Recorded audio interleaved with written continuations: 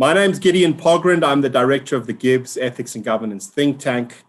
I'm pleased to welcome the distinguished journalist Mandy Wiener, who's here to talk about her latest book, The Whistleblowers. It's a really well written and very readable book. It's both disturbing and absorbing, and it offers a number of important insights. Mandy, at the beginning of the book, you talk about why you were drawn to the subject of whistleblowing. Can you start off by talking about why you wrote the book? Thank you so much, Rabbi. Great to chat to you. So we all know these stories. We know the stories of state capture and of the arms deal and of e-tolls, but we don't know the backstory about the individuals responsible. And that's why I really wanted to get into the human narrative and find out who these people were who were responsible for blowing the whistle. And it started out with a conversation I had with one whistleblower who wanted to do a book, and that book never materialized. And I began to think about these people and the cost and what they endure and the contribution that they make. And I thought, well, let me look at various whistleblowers in the country and really get into that human element, the human narrative, and shine a spotlight on that, because it's something that we just don't give enough attention to in this country. Yeah. As you know, GIBS, in partnership with Nottingham Business School in the UK, has conducted a research project on whistleblowing and speak-up cultures, and we have a white paper which is due to be published at the end of the year, and you've included some of our preliminary findings and recommendations. So it is very interesting to read your book and compare what you found with what we found. Through your interviews with the whistleblowers, as you uncover those human narratives, as you put it, really harrowing experiences are described, and we encountered similar experiences in our research.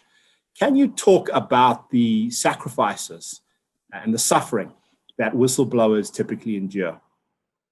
So let me first say that research that you and your team are doing, along with Nottingham Business School, is absolutely invaluable, because there's not actually a lot of research out there. Through my investigations and through the studying that I was doing, there's not a great deal of writing on the matter. So it really is so valuable, that contribution. And it's important for us to have a look at the experiences of these whistleblowers, as you say, because for some reason in South Africa, whistleblowers are often treated as troublemakers, as impimpies, as pariahs. They're pushed to the fringes of society, and they're really seen as problematic. And the process of whistleblowing is seen as problematic in South Africa. We don't give them accolades, we don't appreciate them, we don't celebrate them. And it's a real concern, because in the majority of the cases that of the whistleblowers that I interviewed, they have been left with their lives in pieces, really broken. They are unemployed, they're unemployable, they are pushed to the fringes of society in so many ways. They always say that they wear the scarlet letter W because they just can't get a job. Nobody wants to touch them. A lot of them have got post-traumatic stress disorder. They have all sorts of vices, whatever it may be. They have got deteriorating relationships with their families as well, because they become so involved in this whistleblowing issue. And really, they carry the emotional burden with them. And it's just so sad that we see so many of these whistleblowers in this position when they make such an enormous contribution to our country, to justice, to the fiscus. And this is the result for so many of them. Yes. A dominant theme in our research was also that whistleblowers are often treated as pariahs, abandoned by friends and colleagues and left isolated. And as you say, given the enormous contributions that they make to their organizations and to society, this is deeply wrong. Can you talk more about what those contributions are? You touched on that in your last response, but can you perhaps expand on that? So sometimes it's in a very material way. So if you look, for example, at some of the state capture whistleblowers, if you look at Trillian and Bianca Goodson and Musilo Motepu as an example, where they have come forward and they've exposed the wrongdoing there with Trillian and McKinsey and the Eskom contracts. If you look at that, there are hundreds of millions of rand that have been returned to the fiscus as a result of that. Literally hundreds of millions of rands that we've recovered. Similarly, with Cynthia Stimple at SAA, there was a 250 million rand contract that she was able to stop through her whistleblowing. So sometimes it is material in that way, that it is financial. Then you look at the Gupta leaks, where you have these two men, Stan and John, who still remain anonymous to this day. And because they decided that there was this abandoned hard drive that contained hundreds of thousands of emails from within the belly of the Gupta empire, and they came forward with these, we were able to get real evidence of state capture. And that ultimately brought down a president. It brought down a regime. And we wouldn't be in that position today if it was not for those whistleblowers. And then you look at somebody like Imran Ismail Mukadam, who is the bread price fixing whistleblower, who was a bread distributor in Elsie's River, and he stood up to the biggest bread companies in the country. And because of that, many people were saved money. And these are people who are, the lowest income earners in the country, who had to, spend the few cents that they have on bread. And he was able to ensure that the price of bread wasn't fixed. So it's in different ways, but we do see an enormous contribution from whistleblowers across the board. Michael Katz, the well-known lawyer, speaks about a culture of dissent as being the most effective bulwark against ethical failures, the need to challenge the misuse and abuse of power.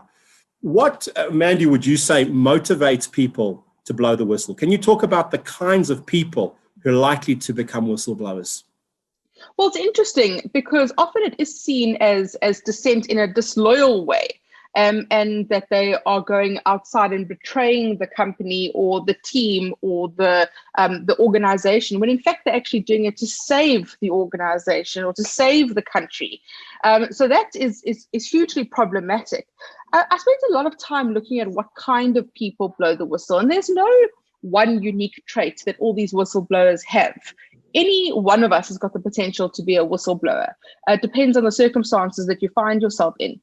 But in some instances, you find that people are either, have got a very strong religious sense. They might have a very strong cultural affinity, or they are driven by a strong sense of justice. In many of the instances, the whistleblowers have very strong single mothers, which I was fascinated by.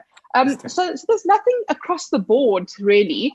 Some people are motivated just by doing the right thing, that they feel that they absolutely cannot look the other way. They can't sleep at night. It's something that they are compelled to do. And then there are others, of course, that are driven by self-preservation, who have got a proximity to wrongdoing, who are complicit, and they have a Damascus moment, and they want to come forward, and they remain whistleblowers.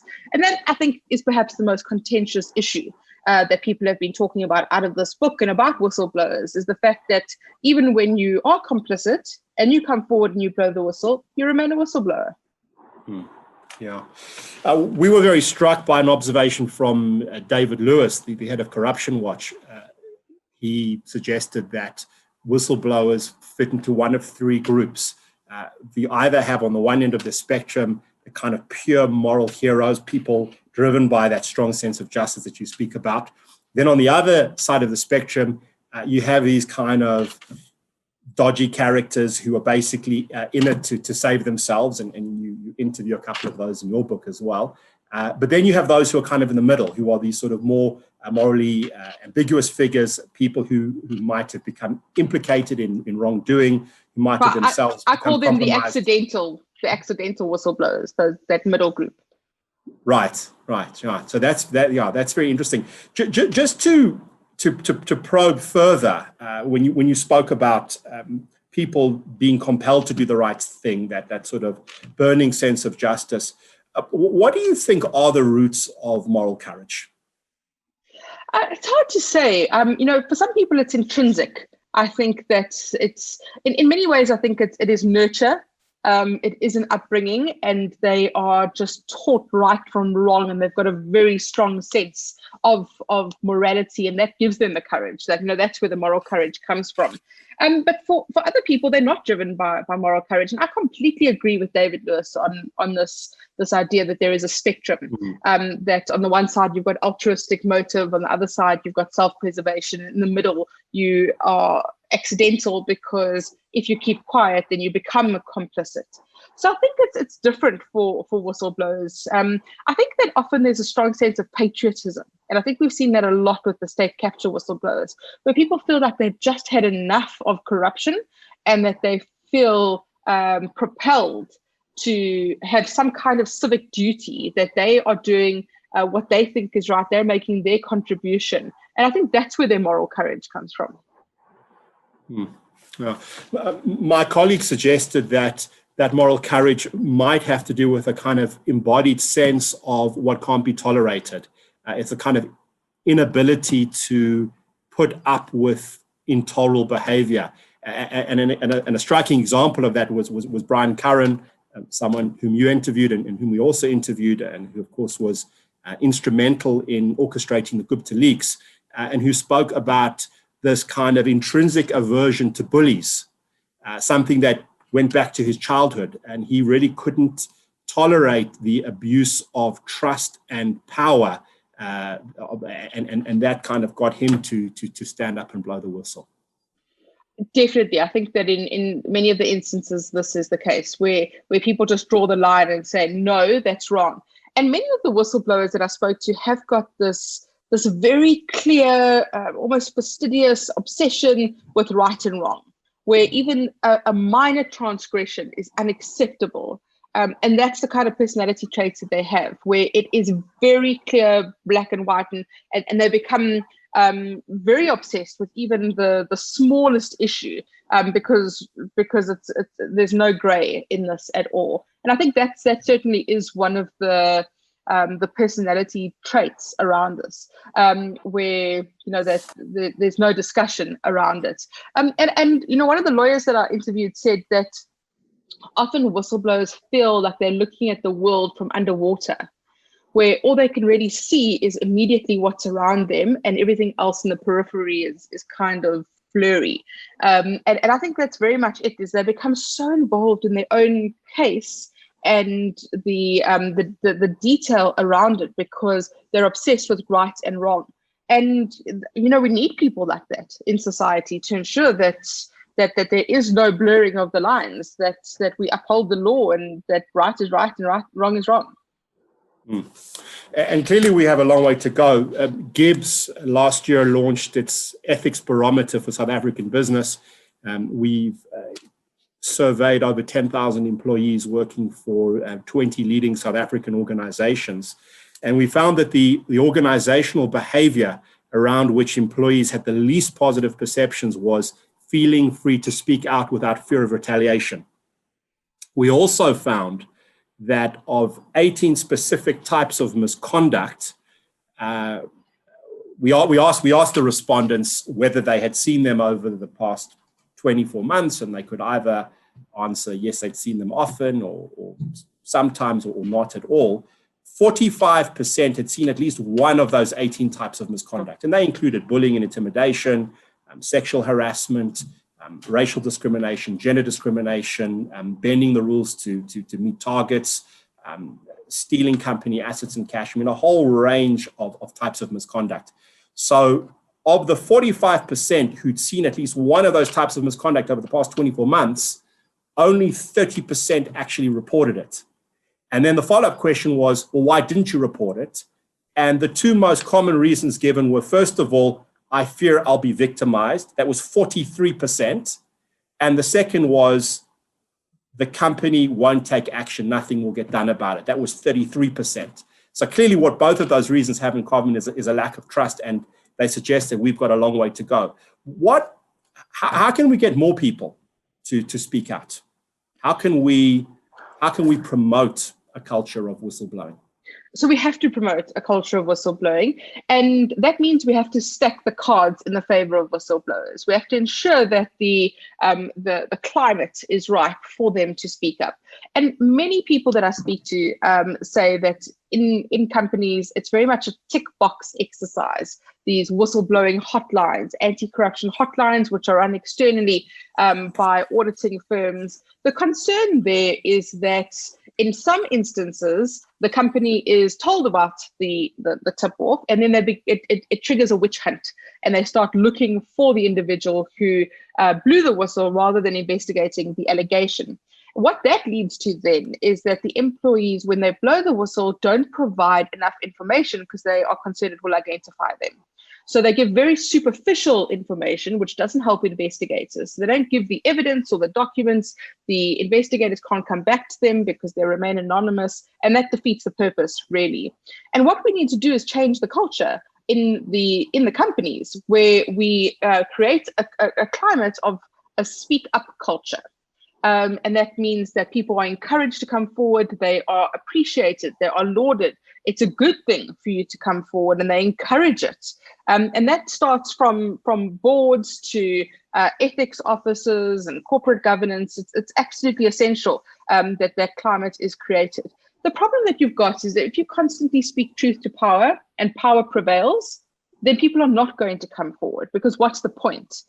And that's why we need to see results of whistleblowing, because if people feel that they're going to risk everything and stick their necks on the line, and there is no consequence and no result, well, then what's the point? So we need to ensure that we do create that climate and that we stack the cards in their favor.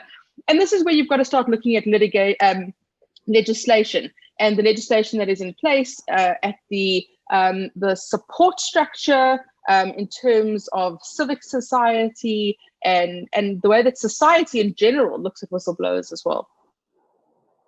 Right. Just building on that, and last question. You spoke in the book about a certain dilemma. On the one hand, you wanted to write about the experiences of the whistleblowers as bluntly and candidly as possible.